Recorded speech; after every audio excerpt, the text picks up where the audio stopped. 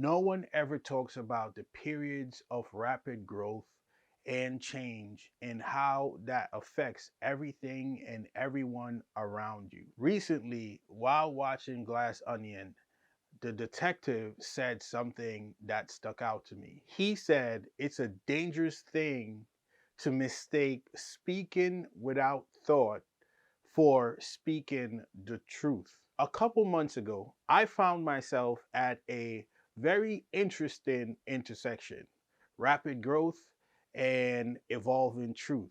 At this intersection, I was also creating and painting. And what are the results? Well, that's what we're going to be examining today.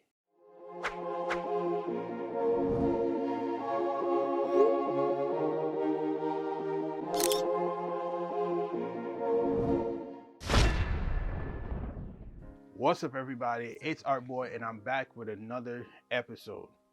See, for me, rapid growth and rapid change is about learning, unlearning, and relearning. And so, a lot of people around you might mistake that for you just being ignorant, or you just switching up, or you changing your mind way too quickly when it comes to certain things. But when you're going through these periods of rapid growth and truth, it's very hard for the people around you to understand that, and understand that the same person that you were last week might not be the person that you are this week. And recently, I had to confront myself with these notions. For me, the truth in the moment is just that: the truth in the moment.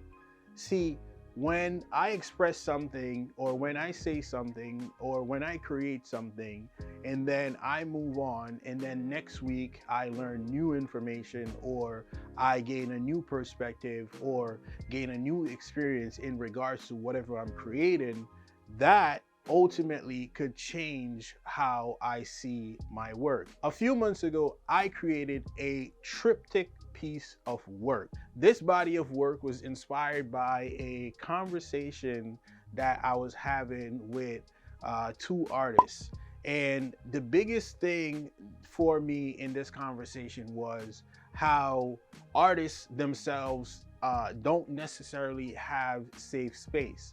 This is stemming from the protesting about climate change that have been going on, where the protesters are throwing things at prominent paintings just to get the attention of, social media, the world, and people that could make changes within that system, or within that realm of climate change. If there is a safe space for an artist, then why isn't it the museum? Why isn't it the exhibition? So I brought up the question, where is the safe space for artists? The conversation went along the lines of, well, a gallery and an exhibition should be a safe space for everyone. If it's a safe space for everyone, that means the gallery does have the ability to either censor an artist that's on display, remove their work, or change an exhibition, or change something in an exhibition because the audience feels uncomfortable, or because the audience complained. As a response to the protests and the conversation, I was inspired. So I decided to create three pieces of work. The first piece that I created was titled Action Block. And basically, this piece talked about the death of an artist. The second piece that I created was called The Red Table. And basically, this is talking about the urgency of climate change and what it is right now. The third piece that I created was titled Safe Spaces. But like I said, as I was creating these pieces, I kept contemplating and going back and forth with myself: what am I creating and what I'm trying to say? And then as I finished the work, it spoke to me. See, I like to tell people sometimes my journey through creating a specific work, or a specific body of work, sometimes it almost feels spiritual. When I was finished, it's almost like the work spoke back to me and then it gave me proper context and proper meaning. And so that led me to examine myself. That led me to examine my perspective. And what can I say? My perspective was pretty limited when it comes to what I was trying to say or what I was trying to present to the world through these works. And so these three pieces examine a micro and a macro of what I'm trying to say. So let's dive into the micro and the macro of each work and what it means. I won't get into too much details. The thing is, I'll probably do a part 2 to this video, maybe not right now, because I have some content that I'm trying to create to extend this specific body of work. The first work, or the first piece that I want to examine, is safe spaces. Essentially, safe space is a title that I gave to the work initially, but on a macro scale, I titled it Institution. So the reason why I named this piece Institution is because essentially what it represents is structures, right? Human devised structures. On a macro scale, we're talking about structures that are put in place by laws, rules and regulations and all of that which governs the society, right? And so within these laws are constraints, and also it offers certain freedoms, right? So essentially for me, when I looked at the piece when I was finished, I saw something phenomenal that jumped out at me. How I wanted to create safe spaces, but essentially when you look at the piece, what you're seeing is something that almost resembles a jail, or something that almost resembles a prison. And so even though I call it safe spaces, it kind of showed me the other side of things where it's just like, well, if it's safe space, then of course there has to be some sort of constraint when it comes to these institutions versus safe spaces. And so in the work on the micro scale, this is three mock-up drawing of three prominent spaces within the art world. For the most part, the micro and the macro pose this contrast, and also gives this parallel between what is considered to be safe spaces, right? And what is an institution and what does that represent? Because whether it's a safe space for artists, a museum, a gallery, or it's the institution, the society that we live in, the norms, the structures, either way, it provides sort of this constraint to us, me as an artist, and us as a society. And so that's what this piece is all about. And in terms of the order of how I want to present this work, this piece would actually be at the top of the presentation in terms of the triptych order. Now, the second piece that I want to talk about is auction block or Archon block. And basically with Archon block, it is the micro side of things.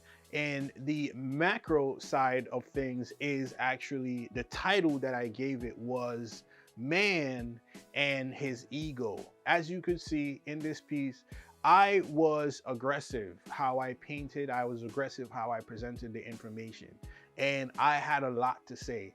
And all of that was pretty much a lot of impulse thought.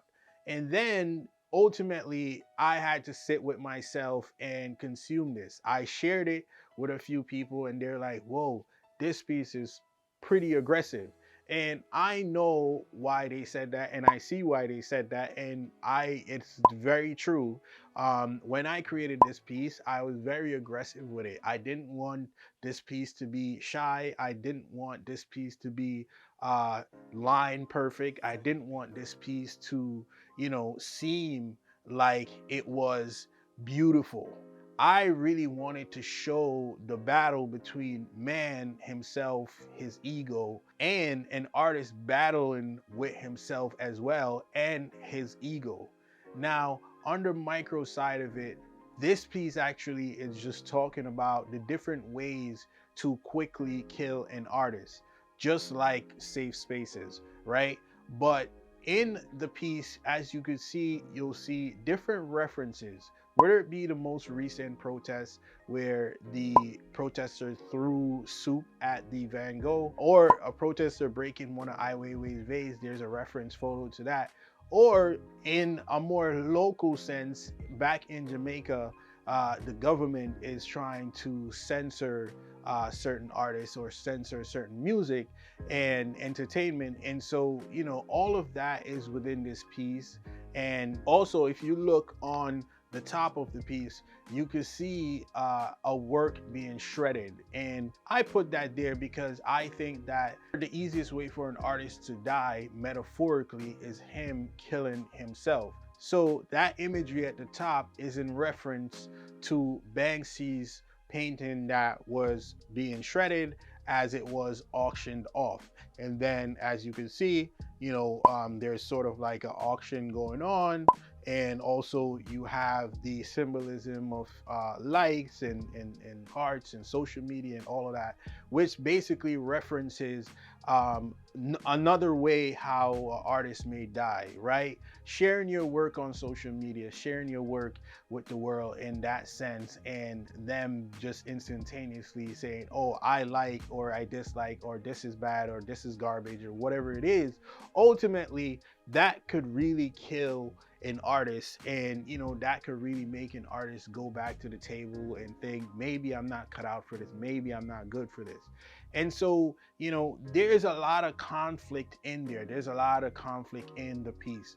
And then when you look at the macro of it, is I wanted to talk about man and ego, or man and his ego, right? This is also within reference to institution, right? I feel like men always feel like they're the center of everything, but at the center of everything, yes, even though human beings are at the center of everything, there is institutions, there is structures that are put in place to sort of keep us from, destroying, keep us from doing terrible things. As you know, these rules, these laws are put in place to keep us constrained, is to keep us on a path that is good, is to keep us from just doing terrible things with no reason. And so the macro side of Auction Block is, in fact, man and his ego. The man thinking he is the center of the world, but really that's just him feeding into his ego. Much like the artist on the micro side of things, feeding into his own ego and thinking, oh, how dare protesters try to destroy prominent works and blah, blah, blah. And so essentially, the artist is praising artwork over listening to what the bigger topic is. And that moves me to the third piece. The third piece that I created within this lineup is the red table, which is the micro side of things. But on the macro side of things, the red table is titled as the world. And essentially, what this table is doing is representing a bigger topic and also representing what ultimately is the biggest thing around us, which is the world. How does our action affect the world? So, on the macro side of things, in this red table piece, or the world piece, essentially what it is it's addressing how man, or even when you look at the lineup of the pieces, it's addressing how man, which is right above the table, and then institution, which is above the man, how man and institution think or present themselves to be bigger than the world itself. And so with that, we essentially do things as we please, and ultimately we are in fact destroying the world, right? Because of our ego, because we think we're more important, because we think we're bigger than this idea of, how important the world is as a whole. Now, when you look at the micro side of things, what this piece is talking about is climate change, right? When I was creating Auction Block and I finished, I started to feel bad. I started to feel a sense of, yo, dude, what is more important, the art or climate change? Essentially, as an artist, yes, I'm gonna say the art, but as a human being, I'm gonna say the world is more important. And so if the world burns tomorrow because of climate change or rapid change in the weather and all of that, there is nothing here for us, right? There's no humans, there's no art, there's none of that to kind of tell the story. So it was a humbling process for me, because once I stepped back from creating Action Block and I saw that the bigger picture is climate change, I saw what these people were protesting. As a human being, I realized I was just a simple artist who, create things. But at the end of the day, if the world is destroyed, then none of this matters. And so, what is more important? Me, the artist, my feelings and what I'm creating, or climate change, which is the more immediate thing right now. Basically, what I'm doing is I'm trying to, as an artist, also say, let's step back. Let's bring what's important to the forefront. Let's bring it to the table. Let's talk about it. And so when you look at the red table, what you will see is partially destroyed, burnt canvas. And I use oil and gas and all of that, gasoline, to sort of create an ambiance. If you go close enough and you see it in order of how it's supposed to be presented, then you realize the man had put himself above the table, and then institution puts themselves above man and humans. And so, ultimately what is happening is I had to confront this period of rapid growth, learning and unlearning within my art process. And so, this work became bigger than what I thought it initially was. I too was angry, but at the end of the day, man, institutions are not bigger than the world. The truth is, the world is the most important thing, because if the world is not here tomorrow, then essentially none of us is here and none of this matters. What should we do? I mean, we should pay attention. We should pay attention. We should recycle. We should pay attention to climate change. We should talk about these things. We should bring it to the forefront at the table and confront it head on, because at the rate that we're going, I mean, what is going to happen? Ultimately, none of us will exist, or ultimately, places are going to be destroyed by natural disasters, and we'll continuously bounce back to the subject of climate change, global warming, recycling, all of those important topics that basically is within this red table. It's basically what I'm saying is, let's bring it to the red table. Let's talk about it. And yes, it is a hint or a ironic take on the Red Table Talk, created by Will and Jada and their family and their production company, and how they talk about important things. So ultimately, man and institutions are not above the world. Even though this is presented in this order, it's really just doing it out of irony. Really just doing it where, I examine my ego, I examine man's ego in relation to the world, right? And then also I examine institutions and how that is supposedly supposed to be a safe space for man, but ultimately sometimes or most times it's almost like a prison. And then I examine how all of that sort of affects the world or trickles down to basically destroying the world. So within these three works and these three pieces, I'm talking about a micro and a macro, right? What does it mean for institution and man to put themselves above the world? Or safe spaces for artists, and how auctions and galleries and all of that impact artists, and how that kills the artists and the motivation for artists to create.